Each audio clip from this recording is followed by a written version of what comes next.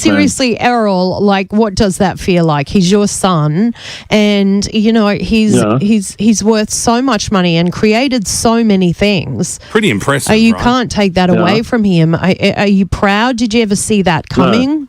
What? You're not proud? No, well, In this video, one of the dopiest analysts on Wall Street is advising investors to sell Tesla stock, expecting it to crash about 50% from where we are today, while one of the smartest investors on Wall Street is screaming from the rooftops that Tesla stock is way too cheap and will rise sharply in the coming weeks, months, and quarters. Plus, a new research note from Morgan Stanley exposes American automotive manufacturers, shows how far ahead of the pack Tesla is, and provides some incredible insights into recent EV sales in the United States. Plus, Elon Musk's father says he's not proud of Elon Musk. Surely that's worthy of the Parent of the Year award, right? So, let's get into it. Hey guys, thanks for watching. If you enjoy these videos, there's a bunch of ways you can support the channel, access exclusive content and perks. Check out the links in the pinned comment below. If you want to take it to the next level, join thousands of members on Patreon to gain exclusive access to over 100 Q&A videos, loads of exclusive content, exclusive access to my up-to-date 10-year Tesla stock price targets, and even access my Tesla valuation model at the investor support level and above. You can also pick up some Tesla, Elon, and investment themed merch in the merch store. So check out the links in the pinned comment below, and thanks for your support. Tesla stock had a pretty bumpy day, swinging around more than 5%, but ultimately closing flat at $891.83 per share. I'm going to say it, still, in my opinion, the best risk-adjusted opportunity that I'm aware of in the stock market by miles. Just saying. The Nasdaq 100 today was flat. Amazon stock up 1/3%. Alphabet stock down 1.26%. Apple stock down 2/3%, Rivian stock up 1.5%, Lucid stock up 1.5%, Nikola stock continuing to roll uphill under its own propulsion, moving nearly 8%, and ARK's flagship innovation ETF up 1.25%. Now, if anyone's watching and having a bit of a bad day, fear not, at least you're not this guy. Tesla price target raised to $424 per share at Shitty Analyst raised the price target on Tesla stock to $424 per share, up from $375 per share, while maintaining a sell rating. That's right, you heard it here first, ladies and gentlemen. Now's the time to sell Tesla stock. The analyst comments, quote, "We are moderately raising our estimates to reflect Q2 EPS beat on continued strong execution and non-automotive upside." Skipping ahead a little bit, basically everything remains intact, but Tesla did a little bit better than we expected, therefore we're increasing our price target a little bit more than it's currently at. Our valuation model can be thought of as constructive on Tesla's leading EV premium position. Their base case estimates, 2030, 5.1 million units. I'm genuinely at a loss as to how in the flying these folks have come up with 5.1 million units in 2030. Maybe I'm dumb and I don't understand what they're saying here. Let's do some math. Let's be really, really conservative and say that Tesla, for some strange reason, they start losing capacity at Fremont. Already at 650,000, not long ago that was 450,000. So the trend is increasing capacity, but the trend. Let's assume that Tesla gets maxed out for some reason at 500,000 units per year in Fremont. And Shanghai existing capacity about 1 million, so at 1.5. Expansion in Shanghai, another million. So now we're at 2.5. Throw Berlin, when fully built out, that's another 2 million. We're now at 4.5. Throw in Austin, another 2 to 3 million. And now we're well past 5 million units of capacity from Tesla's existing facilities. You fucking idiots. I mean, seriously, I'm literally lost for words. A rare occasion indeed. That being said, let's just do some math here. Let's assume for a moment that Tesla, in fact, produces and delivers, a little bit more than 5.1 million vehicles in 2030. A reasonable assumption. If we double that, let's call it 10 million or so. I guess that would mean we double the price target, right? And that'd put Tesla about where it's at today. What if Tesla does 20 million? That would put the price target closer to $1,600 or $1,700 per share. So there's a lot hinging on Tesla failing miserably to their publicly stated goal. In fact, falling short by about 75%. Now, I don't want to pick on Shitty Bank too much here. I really am struggling to come up with a reasonable explanation as for why these folks expect Tesla to reach just 5 or so million units sold in 2030. Seriously, no words. But skeptical on Tesla's autonomous vehicle and full self-driving architecture approach. Okay, so I don't think Tesla's going to get anywhere close to their goals in terms of production. Not even close. But they're also skeptical on Tesla's approach to full self-driving. You know, the approach that's going to be the one that wins, the successful approach, the scalable approach, the data flywheel, the unassailable lead, the no geofencing, no HD LiDAR pre-mapping necessary. Once again, I really have no words. Otherwise, we think the current valuation remains challenging, considering that the handful of other companies that previously achieved Tesla's current, well, here we go, reasoned by analogy, never was. The handful of other companies that previously achieved Tesla's current market cap did so, generating around $100 billion of gross profit on average, versus Tesla's 2022 second half annualized rate of $30 billion. And in the current macro situation, we need to be mindful that Tesla is adding sizable Model Y capacity in what are now price points greater than $60,000, where the US market size is inherently smaller and where other EVs are also ramping. Now, is it worth explaining the reason that Tesla's Model Y is currently in that price range isn't because they can't make them more affordably, it's because the demand's completely fucking insane and Tesla needs to keep jacking up prices to make sure wait times don't blow out, indicating insane. Nah, you know what? I'm probably not going to get through anyway. Now over to Twitter, this one from Gary Black, quote, "There is no way Tesla stock should trade at 37 times my estimates for 2023 EPS of $24. And a quick sanity check, my base case, not the bull case, the base case for Tesla stock EPS 2023, $21 per share.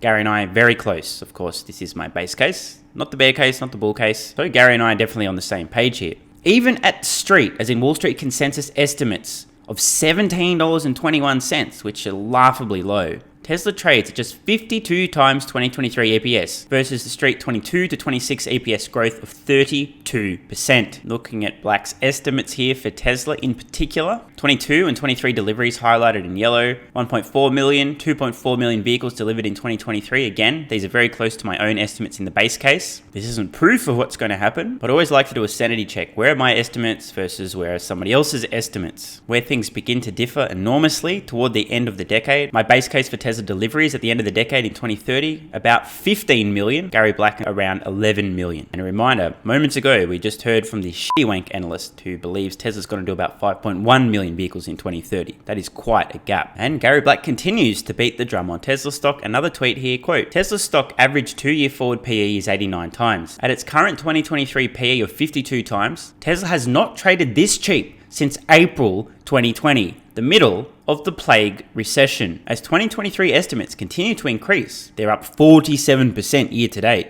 We expect Tesla to rise near term to 40 times my 2023 EPS of $24 or 960. And again, this shot from Bloomberg Terminal sums things up visually. The yellow line on the left here, depths of the plague, the panic, everyone thinking the world was ending. And over on the right, currently not in the depths of the plague. People aren't panicking about the world ending, at least nowhere near as much as they were a couple of years ago. Yet look where we are. I think it's fairly safe to say Gary and I both agree that this isn't likely to last. You've been warned." And now some rather bizarre comments from Elon Musk's father, Errol. Errol, like, what does that feel like? He's your son, and you know he's worth so much money and created so many things. Pretty impressive. You right? can't take that away from him. Are you proud? Did you ever see that coming? No. What? You're not proud?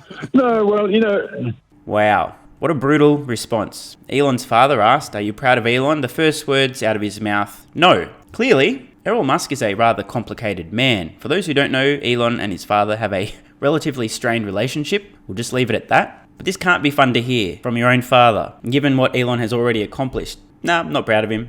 That being said, this is a very complicated issue. Let me ask you a question. Do you think it's possible that deep down, part of why Elon does what he does is because he is seeking the approval of his father? The reason I ask this question is because over the last decade and a half or so, since I've been thinking and paying attention to these kind of things, I've noticed a pattern. By the way, trigger alert, among many of the world's most financially accomplished people, and I want to be clear here, there are many ways to accomplish and achieve things in life. Being a great parent, father, mother, husband, and so on, an artist, creative, spending time giving back to the community. There's many ways to accomplish and contribute to the world. But when we're just talking about the corporate world, business, technology, invention, providing jobs, and so on, among most of the world's most accomplished people, just on paper, built huge companies, changed the world, created products, innovated, and so on. And by the way, here's the trigger part. Interestingly enough, 99.999% of these people happen to be men. Why would that be? Men and women are different. How many women can you find who are willing to work 80 plus hour weeks, maybe 100 plus hour weeks for decades in a row to the detriment of their health, their relationships, their social life, everything else in their life? Not many. I don't think there's that many women who are that fucking crazy. Yet there are that many men who are that crazy. Why is it that most of the people on the world's rich lists are men? Well, here's the fun part. Here's my hypothesis. I think the majority, not all, but the majority of these men are actually deep down, at least in part, seeking the approval, the validation, the love, the attaboy, I'm proud of you, son, that they never got as a kid, or at least that they felt they never received as a child. I could certainly be wrong here, but I have noticed this pattern. I don't want to turn this into a gossip video, but it is something to think about. If Elon's father was more loving, more supportive, would Elon be working as hard? I don't know. Something to think about. Now, I know there's going to be like 3 people with small brains and large emotions who are ready to call me a misogynist because I somehow pointed out that most of the wealthiest people in the world are men, most of the people who build the biggest companies in the world are men, and for some reason that makes me a sexist or a misogynist. Clearly I hate women because I'm pointing out things that are obvious and factual. Unsure about that? Well, let's run through the world's 100 wealthiest people and please tell me how many of them are women. And then please delete the women who became one of the world's wealthiest women through divorce and inheritance, and you might see my point. And if you can't see my point, you're probably too stupid to be watching this channel, so please get the fuck out here and don't let the door hit you on the way out. Now, back to my hypothesis. If this is true, men who feel they didn't get enough love and approval from their fathers end up spending the rest of their life chasing that approval and that validation. I've got to achieve, accomplish, win, dominate, be the best. I'm sure everyone watching knows exactly the kind of person I'm talking about. It's the type A personality, the achiever personality. If what I'm saying is even remotely close to reality, men who feel, whether justified or not, that they didn't get enough love, enough attention, enough attaboys, enough I'm proud of you sons as a kid from their father. What happens to women who don't get this same approval, attention, and validation from their fathers? Do they turn into type A personalities, the achiever type as well? Well, in my own personal anecdotal experience, which is all I've got to go on, no. Instead, trigger alert! I'm generalizing, but this is based on some experience and it's all I've got to go on. These women often, at least from my observations, become extremely promiscuous in their younger years, date guys with 3 first names and call them daddy, and then as they age and can no longer attract the kind of guys they used to in their 20s, become a cat lady. You mad, bro? You offended? If so, there must be a grain of truth in what I said. With that brief deviation out of the way, back to our regularly scheduled programming. Are you proud? Did you ever see that coming? No. What? You're not proud?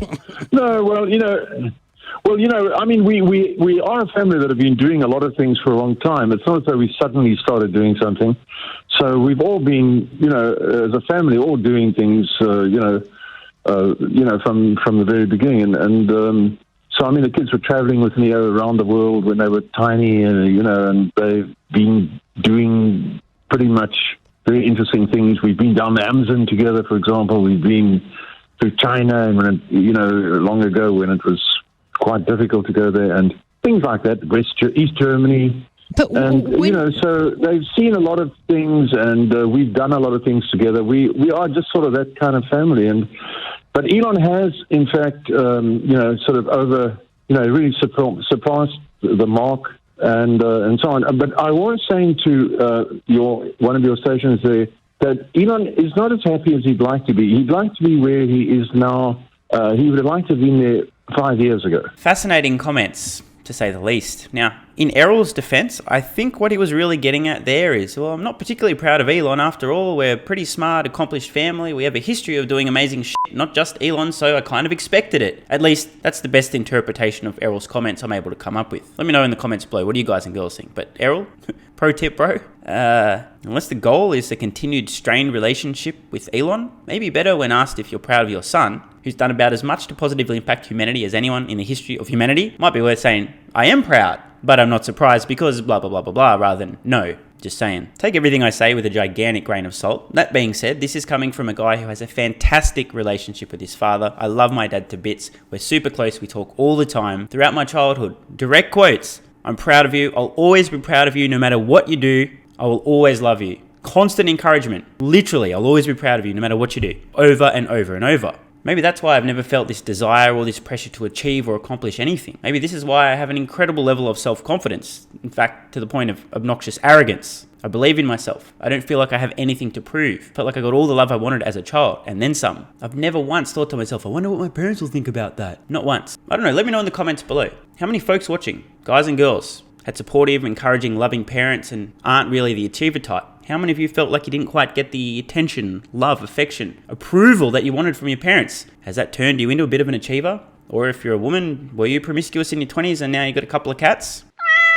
You know what? I got a funny feeling the reason I don't desperately beg for you to subscribe to my YouTube channel and like every single video I make, and why I drop F-bombs and smoke weed and give zero fucks about whether or not my channel grows, just do my own thing. It stems back to my childhood and the abundance of love and acceptance I had from my parents. Could be wrong, of course, but I don't know. I've never had that chip on my shoulder, never felt like I need to prove anything or achieve anything. Just always had unconditional love. Anyway, I think what I was trying to say is thank you, Mum and Dad. You guys did a great job. Love you to bits. And now a new note from Morgan Stanley. How American is your EV? Morgan Stanley is still a $1,150 per share price target for Tesla stock. Until Tesla stock goes up about another 20-30%, and then miraculously out of nowhere, their price target's going higher. Watch.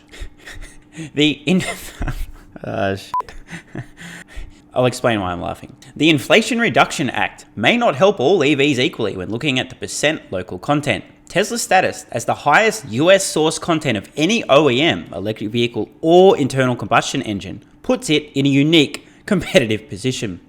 The investment implications of the Inflation Reduction Act, which involves obscene amounts of spending. This is your White House, dear American citizens, actively gaslighting the American public. Just because you call something a thing does not make it so. For those unaware, the White House website recently updated the very definition of a recession, just in time to preemptively strike before the latest data comes out showing that the US is officially in a recession. I'm not kidding. The current administration is actively lying, literally gaslighting, saying one thing when they mean another. Oh, let's call it the Inflation Reduction Act, because everyone's worried about inflation now. We're just going to spend lots of money to reduce inflation, because that's how it works. And people are gobbling this up. It's incredible. Don't be that dumb. While widely seen as positive for the broader EV complex, are far more convoluted below the surface. Rules around incentives for US content vehicles appear relatively favorable to Tesla at first glance. Skipping ahead a little bit, Tesla is the most American car company. And besides those of you watching this channel, how many consumers in the general public do you think would actually be aware of this? Like 2? And I don't mean percent, I mean consumers in total. 2, maybe 3 people in the whole country? Based on 2021 model year data from the AALA, Tesla's US sales are 62% manufactured in the US/Canada, followed by Honda. Yes, Honda at 55 and Stellantis at 46. And here's a great table illustrating this very point. We're looking at OEM domestic manufacturing share. On the left, manufacturer, and on the right, the average percent manufactured in the US and or Canada. Tesla at the top at 62%, Honda at 55%, Government Motors under 2 different names, GM and General Motors, 43% and 40% respectively, and Ford at 39%. Continuing on, Tesla also dominates the US-Canada made EV market. So not just most American made, but it's also dominating both of those markets in terms of EVs. We already knew that, but thanks for pointing it out, Morgan Stanley. Tesla has a roughly 2/3 share of the US electric vehicle market year to date, but make sure you're sitting down for this one, a greater than 90% share of battery electric vehicles, with over 15% share of manufacturing from US and Canada. In fact, Tesla has 100% share of US EV sales with a minimum of 50% US/Canada manufacturing share, aka Tesla American as fuck. Excluding Tesla, the Nissan Leaf comes in at 35% US/Canada manufacturing share, followed by the Ford Mustang Mach-E. Did I say that right? Yeah, I did say it. Which is assembled in Mexico. Fancy that. And now we're looking at domestic manufacturing share of the top 10 US battery electric vehicle models by volume. Tesla, number 1, 2, and 3, Model Y, 3, and S. Model X in there as well. By the way, Tesla, stop making the Model X. I mean, please delete it. It's about $1 billion of revenue. Who gives a fuck? No one's going to notice if you get rid of it. I'm just saying. However, I just want to point out, after Tesla in the top 3 spots, number 4, the 4th most made in the US battery electric vehicle, the Ford Mustang Mach-E at 15%. Literally 1/4 as much made in the US as the Tesla vehicles in the number 1, 2, and 3 spots. What a joke. This is a very interesting chart. We're seeing things visualized here in blue, year-to-date sales for 2022. Tesla Model Y killing it on the left there, followed by the Model 3 and the Model S. And again, I just wanted to emphasize Ford's Mustang Mach-E, 15% US made versus Tesla vehicles, literally 4 times as much produced in the US. We can also see how much Tesla is truly dominating the so-called competition in just sales volume. Those 2 blue bars on the left, Tesla's flagship products, the Model Y and the Model 3. Model 3 alone is outselling literally everything else on this entire chart combined, except for the Model Y. Pretty embarrassing. And here's a closer look. Top 20 battery electric vehicle models in the US year to date. Tesla Model Y, 122,000 units. Model 3, 86,100 by the way. Notice, Model Y has now overtaken Model 3 in sales, and it's going to continue and continue and continue until, in my opinion, Model Y ultimately globally will be selling about 3, maybe even 4 or 5 times as many units per year as Model 3, once Model Y production capacity is fully built out. And even Tesla's Model S, a very low volume vehicle, in the number 3 spot. Following that is Ford's Mustang Mach-E. And for the record, this is kind of embarrassing, a little bit of an indictment on Ford. Ford's Mustang Mach-E, that's their equivalent of Tesla's Model Y. It's in a similar price bracket. It's the same target market, the same type of vehicle. So Ford's mass market electric vehicle selling almost 18,000 units a year to date. Tesla's low volume, high end, high price Model S outselling Ford's mass market electric vehicle. Let's not even talk about the 3 and Y. Even Tesla's Model X, which, like I said, just fucking delete it already, would you? Outselling most of the EVs in the United States with its ridiculously high price and extremely low volume. So where are those Tesla killers on this list? I'm trying to find them. The Audi e-tron, not even 7,000 units. The Bolt, not even 5,000 units. The Porsche Taycan, not even 5,000 units. Polestar, Bolt, I mean, just the picture and a chart is worth 1,000 words. See for yourself. Some initial takeaways for electric vehicles from the inflation bill. By the way, I don't know if this was an accident. I don't think it was. I think somebody at Morgan Stanley goes, you know what? These motherfuckers trying to gaslight everybody. Get fucked, guys. Remember, this is the Inflation Reduction Bill, and Morgan Stanley later in this same note have referred to it as the inflation bill, which is accurate. A few key highlights here. Federal tax credit set to $7,500 for new electric vehicles and $4,000 for used electric vehicles, with income limits for buyers, which obviously are fair. I mean, let's be honest here, guys. If you're a top 10% household in terms of income, do you really need to be getting a discount on your brand new electric vehicle? No, it's just not reasonable. So I'm on board with this. I think the income limitations are important. I think it's also reasonable to have price limitations on the actual vehicles. And as we can see here, price limits on vehicles, $55,000 for new cars, $80,000 for pickup trucks and SUVs, a few other conditions there as well. Importantly, this eliminates the 200,000 unit phase out of credits for manufacturers. In other words, selling a lot of vehicles won't disadvantage you. These credits will apply to everyone selling electric vehicles in the United States that meets the criteria, not just the companies who suck so much shit and whose products are so bad they can't sell enough that they still haven't sold 200,000 of them years later. At this point in time, both Tesla and, believe it or not, government motors are operating at a disadvantage because they're no longer eligible for these credits, whereas just about everyone else is. And a very interesting note here, final paragraph from Morgan Stanley. Going forward, we'd prefer to see greater emphasis on rebuilding an onshore renewable battery material supply chain instead of more demand stimulus, aka give people a huge $7,500 discount on vehicles. The current share of EV market is characterized by high demand relative to supply. It sure is. Tax breaks for demand may exacerbate the issue. You sure fucking right it will. And again, I've said it 100 times. Not only are these EV incentives unnecessary, the transition is happening now. The commercial reality is EVs are much cheaper to own and operate. We're almost at price parity. There is no need for these incentives anymore. 10 years ago, different story. Today, completely unnecessary and in fact, extremely detrimental. What a waste of US taxpayer dollars. I'm not even a US citizen and I'm pissed. As we know, Tesla's wait times are insane. They're already producing and selling more EVs than anyone else in the United States. They've been forced to raise prices up to 35% in the last 18 months just to keep demand and wait times in check. What do you think happens if every customer buying a Tesla vehicle is now getting it $7,500 cheaper? Tesla's just going to have to raise prices again and make even more money. What do you think happens? Serious question. What do you think happens if consumers who are already having to wait, even if they're buying a non-Tesla vehicle for months, even quarters to take delivery of their vehicle, are already willing to pay a premium, have already recognized EVs are superior? What do you think if every customer in the United States is now able to buy those vehicles for $7,500 less than they are today? Is it possible that more people want to buy these vehicles? Yes. Isn't that the point of the Inflation Reduction Act, Stephen? Well, yeah, the idea is to sell more EVs, right? But if all the companies in the United States are already maxed out at EV production capacity, they're already making as many as they can, and this is true, exactly what the fuck is the discount going to do? Longer wait times, more demand, and wait for it. The companies, how do they compensate for this insane wait times, the increase in demand? They raise prices. So I think Morgan Stanley were accurate in redescribing this as the Inflation Act. You did it, Joe. So let's recap today's video. Apparently, Tesla stock's going to crash about 50% to $424 per share, according to the geniuses at Shittywank. Did I pronounce that right? Let me know if I made a mistake, guys. Anyway, Gary Black, who actually has a brain and uses it, believes Tesla stock is massively undervalued. I agree. Elon's father, Elon Musk, says he's not proud of Elon Musk. Comments definitely deserving of the Father of the Year title. And as we see, not only is Tesla absolutely dominating US EV sales, but Tesla is far and away the most made in America brand, EV or otherwise. So I hope you guys and girls have enjoyed the video. And lastly, don't forget you can join Patreon with the card in the corner or the link in the pinned comment. Not only will you gain instant up-to-date access to my Tesla stock price targets out over the next decade, in the bear case, the base case, the bull case, and the hyper bull case, but there's well over 100 exclusive Q&A videos, dozens of other videos as well, including a lot of discussion about Tesla and many off-topic rants like the one we saw earlier in today's video. P.S. Love you, Mum and Dad. I'm Stephen Mark Ryan. This is Solving the Money Problem, and I love you all. Hey guys, thanks for watching. If you enjoy these videos, there's a bunch of ways you can support the channel, access exclusive content and perks, and get some free stocks and crypto. Check out the links in the pinned comment below. You can also pick up some Tesla, Elon, and investment themed merch in the merch store. If you want to take it to the next level, join thousands of members on Patreon to gain exclusive access to over 100 Q&A videos, loads of exclusive content,